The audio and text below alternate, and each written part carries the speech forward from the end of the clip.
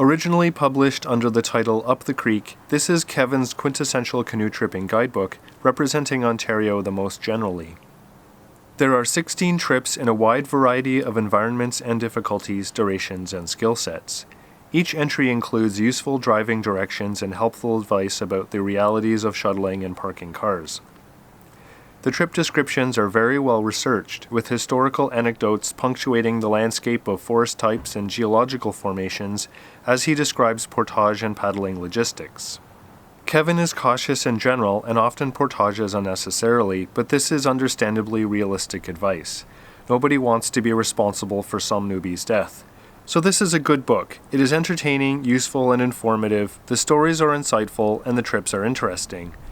This book contains the only route in the entire catalog that I would not recommend as a good canoe trip. Having personally backpacked extensively in Frontenac, my opinion is that the provincial park is better seen on foot, rather than from the water. Kevin seems to agree with me, actually, since his entry primarily describes hiking. Considering that A Paddler's Guide to Ontario was published in 2003, I will share some problems with using a guidebook that is 20 years old. In the Magnetawan River Loop, Kevin describes inaccuracies in the Ontario Ministry of Natural Resources pamphlet, but then he uses the original portage distances on his own map, only revising them in the text.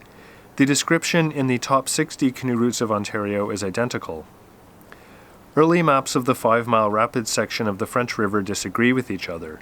In Ontario, the map is especially vague, and this has been corrected in Kevin's later books. The Figure 8 loop in the French River Delta describes using the Bass Creek Tramway, which was always built on private property. As of 2012, it was still in very good condition. The park has, in the meantime, set up a series of 2 short portages directing trippers to go around it, though this is dry and low water. And since publication, 3 dams have been built on the White River, changing the trip considerably. The book is fantastic for ideas and generating inspiration, but it should not be a planner's only resource.